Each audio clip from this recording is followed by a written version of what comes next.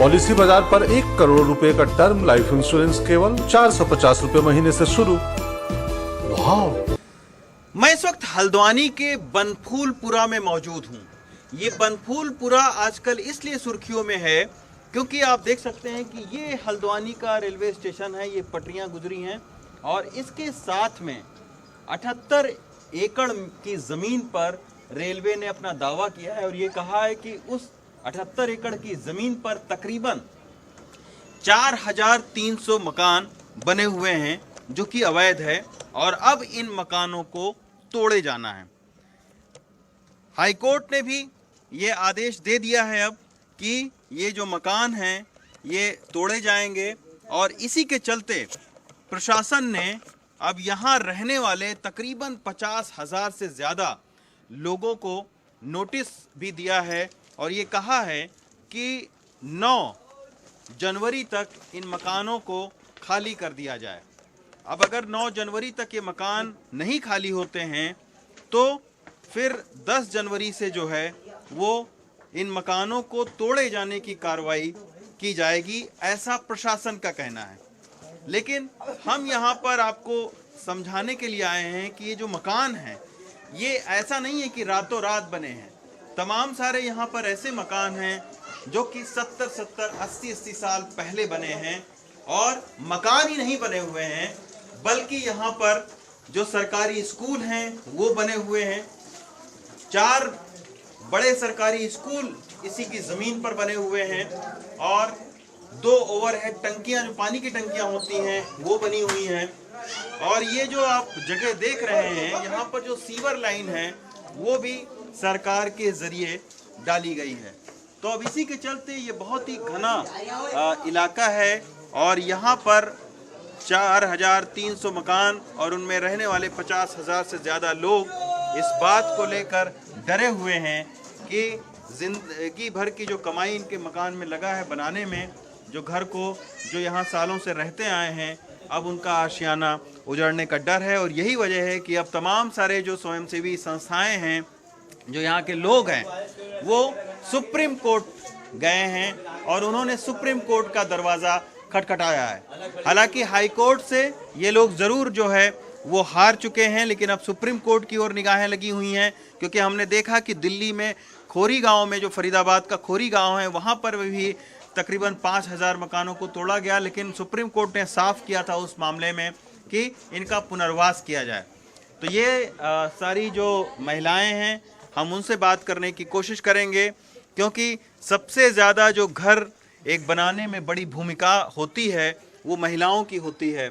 और एक पुरानी कहावत है कि अगर हौसला और घरौंदा ये जब टूटता है तो लोगों का मनोबल बहुत टूट जाता है।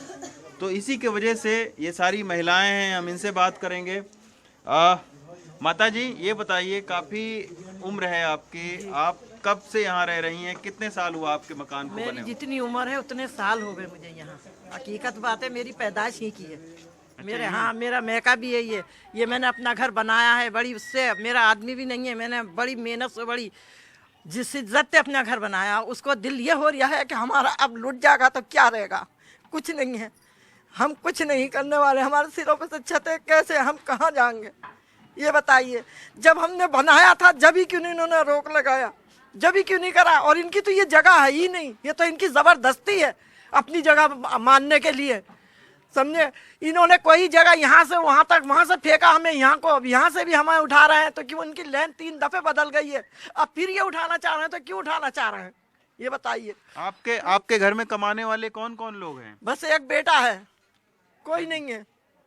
अच्छा, हाँ बेटियां हैं, 2 बेटियां हैं। इस मकान में आप रहते हैं? हाँ, ये बड़ी उससे बनाया, अब इसका कर्जा भी पूरा नहीं दिया गया है। हम जैसे मीटिंगें उठा रहे हैं, लोग सब उठा के वो लगा रहे हैं, ब्याज पे पैसा ले लेके लगाया है हमने।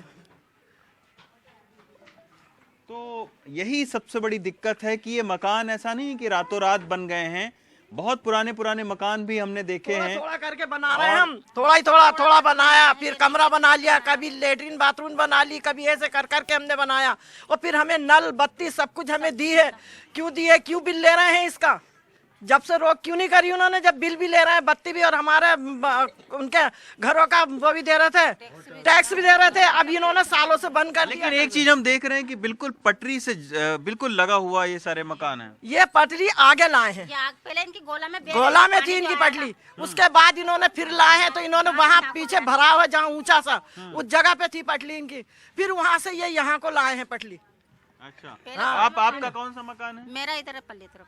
अच्छा, आपका कितने साल पुराना है मकान? मेरे बहुत साल हो गए, 60 साल हो गए मुझे यहाँ रहते हुए। अच्छा, 60 साल हो गए। मेरी नल बत्ती वोल्टेज सभी, वो वोल्टेज नहीं है मेरा, सीबी लेन का सब है यहाँ पर। जब इनको ये थी तो यहाँ पर मतलब जब बस रहे थे, जब ही नहीं बसना चाहिए ना, इनकी जगह थी तो जब का सो रहे थे क्या ये रेलवे वाले?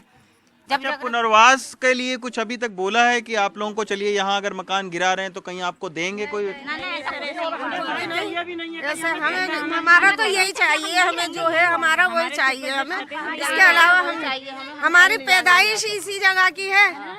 60 साल की मेरी उम्र हो गई, मैं पैदा यहीं पर हुई हूँ, मेरे सारे बहन भाई, मेरे माँ बाप सब यहीं के, मेरा नानी नाना दादी दादा सब यहीं के हैं। लेकिन अब तो हाई कोर्ट ने ये बोल दिया है ना कि भाई ये मकान तोड़े जाएं। ऐसा कुछ नहीं, अगर तोड़ जाएंगे तो हमारी जान पे, हम अपनी जान कर देंगे, हम नहीं तोड़ने जाएंगे। हम कहाँ जाएंगे? हम गरीब लोग, इतनी मेहनत से हमने अपने घर बनाए, कब से हमारे काम 60-70 साल की उम्र हो गई हमारी। कोई हमारे यहाँ कमाने वाला कोई नहीं, एक बेटा है बस, और कोई नहीं है हमारे पास। कितनी मेहनत से हमने घर बनाए, ये हमारे भी हस्बैंड नहीं है, खाली अब एक बेटा है हमारे कमाने वाला बस, उसकी भी कोई कमाई है नहीं, कुछ आमदनी के जरिए नहीं है बिल्कुल भी। और किराया कहाँ से देंगे? ब्याज पे पैसा ले लेंगे। नहीं, लेकिन अब आप 9 तारीख तक का नोटिस दिया हुआ है कि आप मकान को खाली कर दीजिए, तो कोई खाली किया है किसी ने?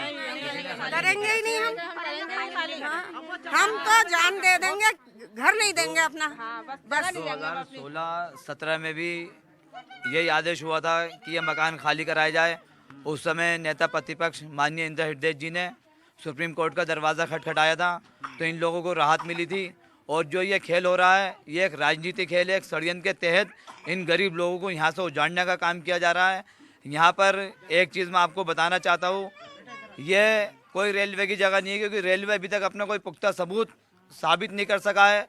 यहाँ पर लोगों की आईडी बनी हुई है, आधार कार्ड बने हुए, पहचान पत्र बने हुए, सिविल लाइन पड़ी हुई है, बिजली यहाँ पर मौजूद है, ये लोग मतदान भी करते हैं। अभी जो विधानसभा का चुनाव हुआ था, उसमें प्रधानमंत्री जी जोगिंदर रौतेला जो भाजपा के प्रत्याशी थे, उसके उसमें प्रचार करने के लिए आए थे। लेकिन ये मुस्लिम बहुल क्षेत्र है, यहाँ इन लोगों ने एक तरफा वोट कांग्रेस प्रत्याशी सुमित हृदय जी को दिया था, 28,000 वोट मुस्लिम समाज को यहाँ से पड़ा। उस भेदभाव की वजह से ये कार्य इस बस्ती में किया जा रहा है। यहाँ मछली बाजार हमारा 50-60 साल पुराना मछली बाजार था, उसे भी उजाड़ने तौर पर कहीं न कहीं राजनीति भी शामिल है। लेकिन अब चूंकि हाईकोर्ट का आदेश हो चुका है इन मकानों को तोड़ने का, सुप्रीम कोर्ट में ये मामला गया हुआ है, और अब देखते हैं कि सुप्रीम कोर्ट अपनी सुनवाई में क्या कुछ कहती है। लेकिन एक बहुत ही बड़ा ये एक मुद्दा बन रहा है, क्योंकि अलग अलग जो राजनीतिक पार्टियां हैं, अभी समाजवादी पार्टी का एक डेलीगेशन जो है लखनऊ से आया है, सांसद एसटी हसन के नेतृत्व में। इसी तरीके से जो कांग्रेस के यहाँ के जो विधायक हैं वो कांग्रेस के हैं। तो राजनीति भी इस पर तेज हो गई है, और अब देखना यही है कि 50,000 से ज़्यादा जो लोग हैं जो यहाँ रहते हैं, 4,300 मकानों में, क्या उनके मकान टूटते हैं या फिर उन्हें हाईकोर्ट से कोई राहत मिलती है। हल्द्वानी से अशोक माहले के साथ रवीश रंजन शुक्ला, एनडीटीवी इंडिया।